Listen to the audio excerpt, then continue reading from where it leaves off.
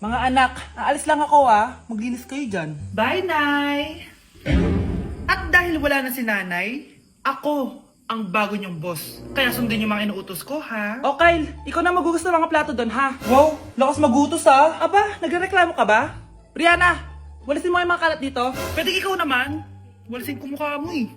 Ano sabi mo, babae ka? Hoy, ikaw Miguel, ikaw gumawa ng assignment ko ha. Ang lala ng babaeng to. Sa bobo pa papagawa ng assignment.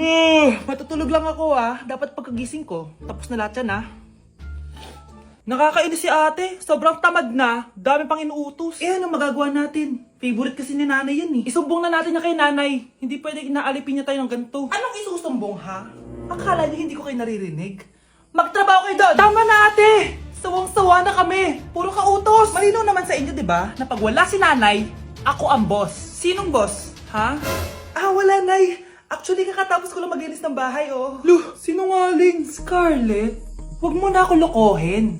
Hindi naman talaga ako umalis dito. Sinisigurado ko lang kung naglilinis talaga kayo lahat.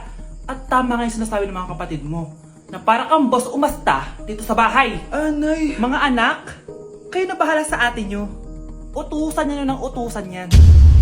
Ate, ikaw na magugas ng mga plato dun. Eto na. Pagkatapos mo dyan ate, maglaba ka ha? Oo, sige. Pagkatapos mo maglaba, gawin mo yung project ko ha? Sige boss. Lahat ng utos nyo gagawin ko. Mga anak, maganda ba?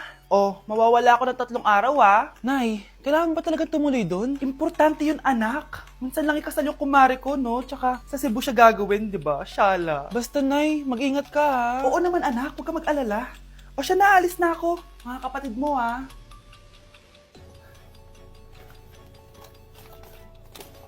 Saan yung wallet ko?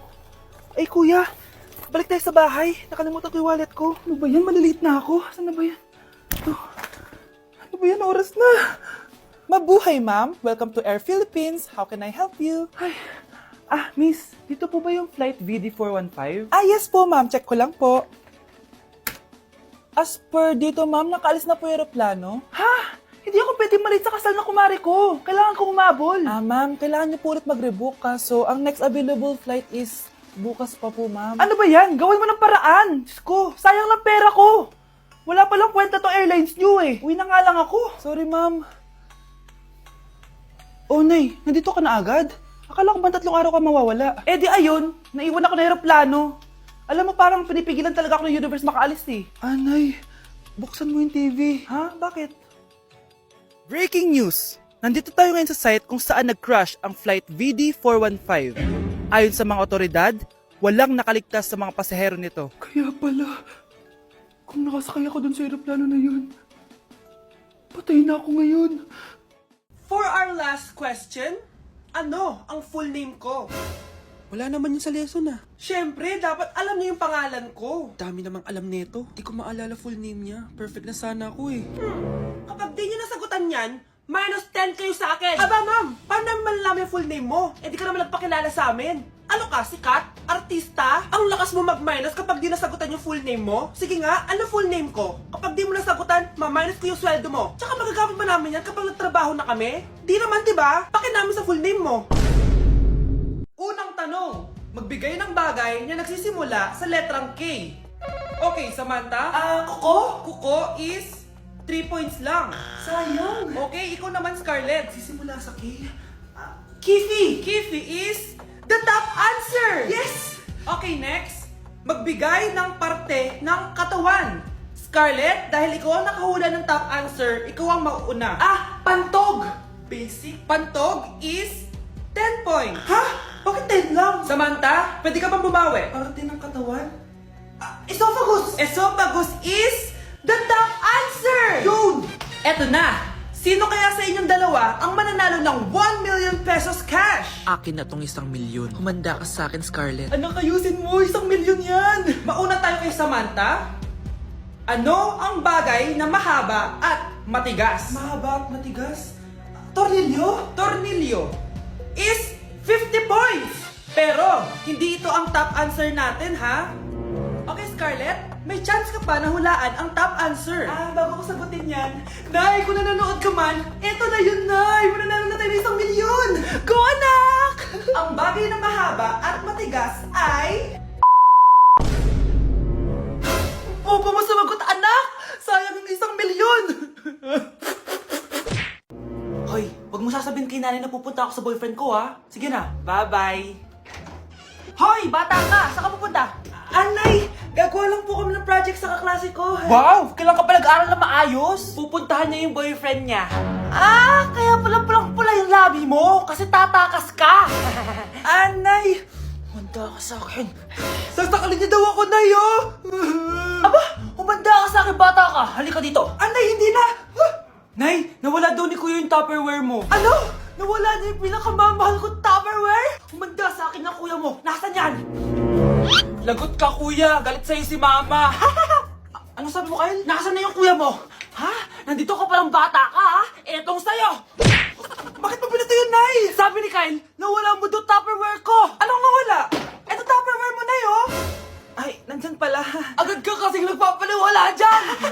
Tawa ka dyan, ha? Humanda ka sa akin. Few moments later. Boring naman ang pinapanood mo. Palitan natin yung mas nakakatawa. Ah, sige, kuya. I'm asking you to kiss me. Hindi naman nakakatawa yan eh. Bastos yan eh. Ayun na, magkikiss na sila. Hay, hay! Mga punyeta kayo? Ano pinapanood nyo? Anay! Si Kyle, Nay. Siya yung nanonood eh. Kyle! Ang bata mo pa! Ganyan na pinapanood mo? Kala ko naman matino ka. Si Kuya yun, Nay eh.